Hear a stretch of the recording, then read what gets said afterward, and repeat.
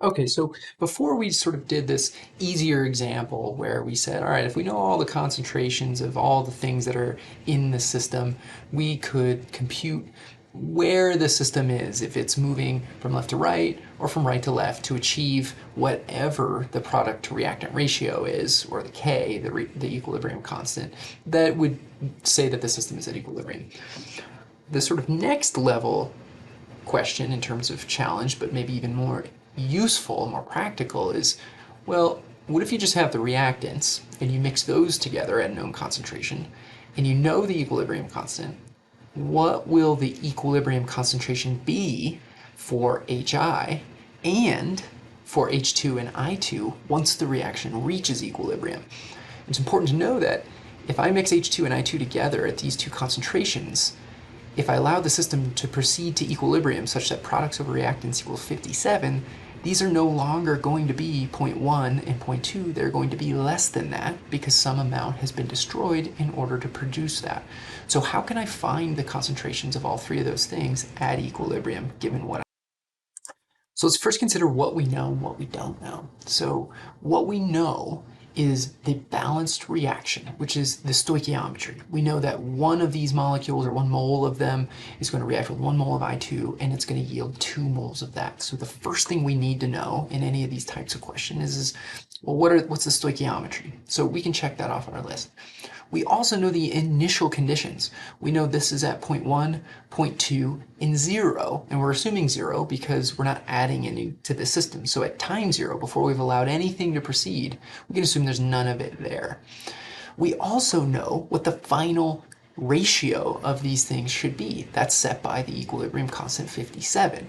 We know the ratio, we know the initials, and we know the ratio at which they're going to react, the stoichiometry, so we should be able to solve this problem.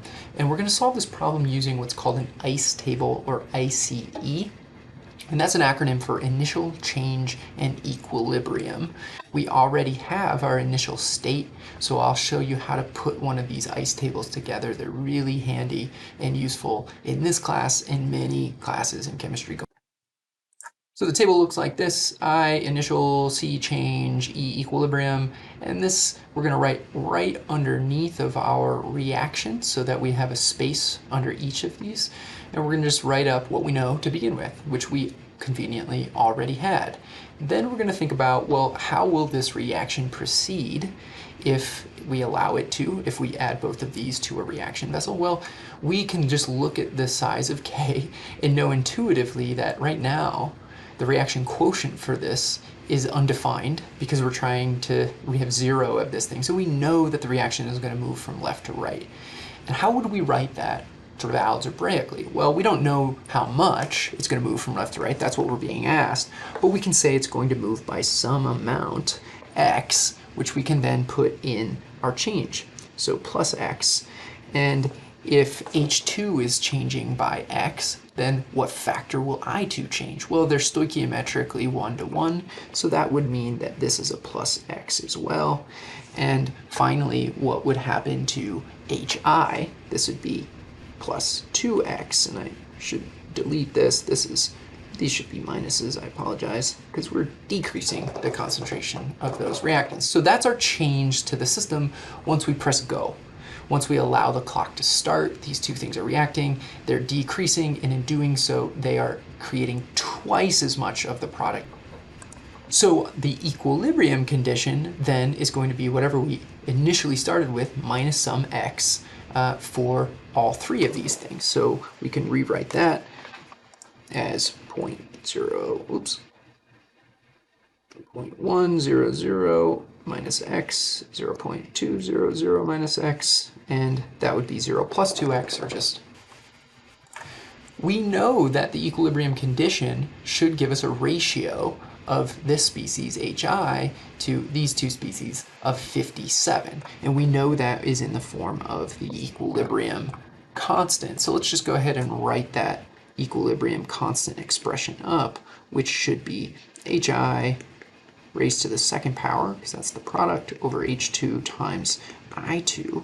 And now we can take our equilibrium conditions in the form of x, and we can pop them into this system to solve for x because we know that this is equal to 57. So that looks like this expression right here, so double check and make sure that that's what you get when you write this out. Now we just need to do some algebra and solve for x. So let's collect like terms, rearrange this, and see how we... Okay, so this is some throwback to some algebra. So remember, when you have these two expressions, you need to factor these out using the FOIL technique. That's what produces this term here.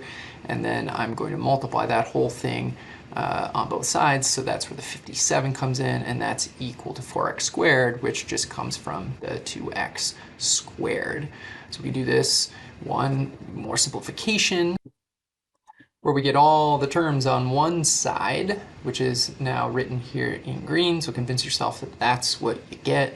And this might be some foreshadowing for how we solve this. So we need to use the quadratic equation, which I have written here for your convenience. So x is equal to minus b plus or minus the root of b squared minus 4ac all over 2a. Remember, these terms a, b, and c come from the position from this expression. So the squared term is your a term, this x term is your b term, and this term is your c term. So you're popping all those values in, and then you're going to get two answers because of the plus or minus symbol, one of which we will get rid of.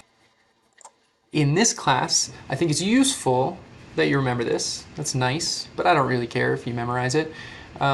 You are welcome to use a calculator. You can do this by hand, or you can do this online using any number of quadratic equation computation tools. It is up to you.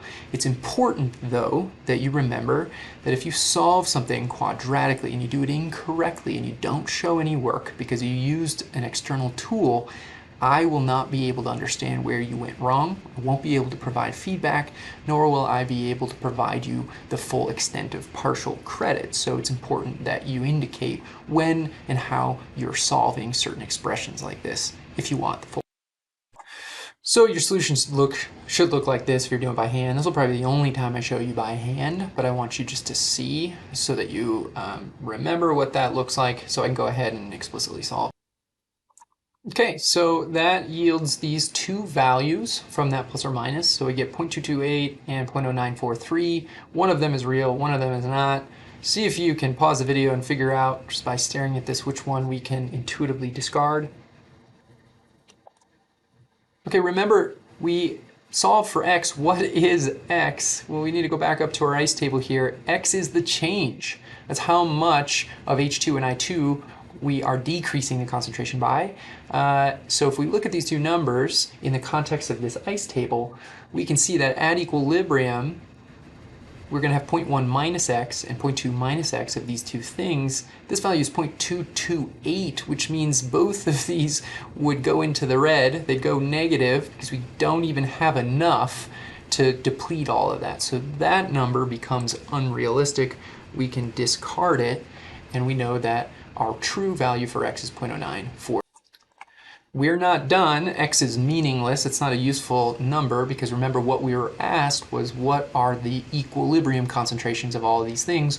That's this green circled section here. So we need to pop x back in where it is apparent. So we take 0.1 minus x to get H2, 0.2 minus x to get I2, and 2 times x to get HI. That would give us 3 different concentrations. All those concentrations are what you would expect to find if you allowed this reaction to proceed to equilibrium, the point at which the forward and the reverse reactions are equivalent. So that should give you some numbers that look like this. That's a 5 right there.